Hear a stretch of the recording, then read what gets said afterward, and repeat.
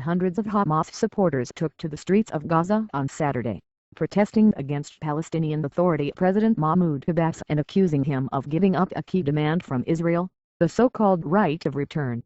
Abbas, however, said he did no such thing.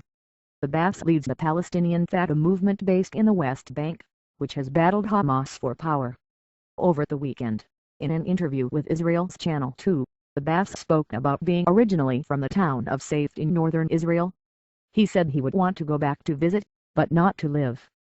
I want to see Safed. It's my right to see it, but not to live there, he said.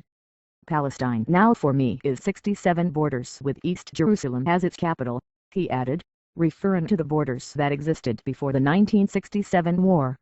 I believe that West Bank and Gaza is Palestine, and the other parts is Israel.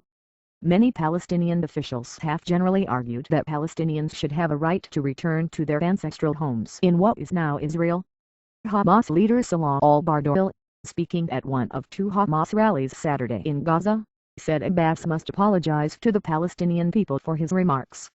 Protesters trampled on posters of Abbas, saying he had abandoned the demand for a right of return. But Abbas insisted that he was only speaking for himself.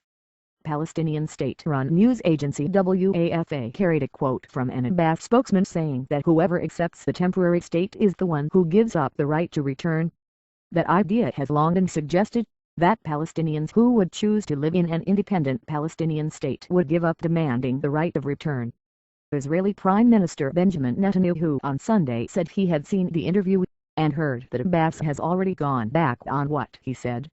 But this only proves how important it is to get into direct negotiations without any preconditions. Only direct negotiations will allow us to clarify what the true positions are. Netanyahu added that if Abbas is indeed serious and intends to push the peace process forward, as far as I am concerned, we can sit together immediately. Jerusalem and Ramallah are 7 minutes apart. I am prepared to start the talks today. He called on Abbas to return immediately to the negotiating table without conditions.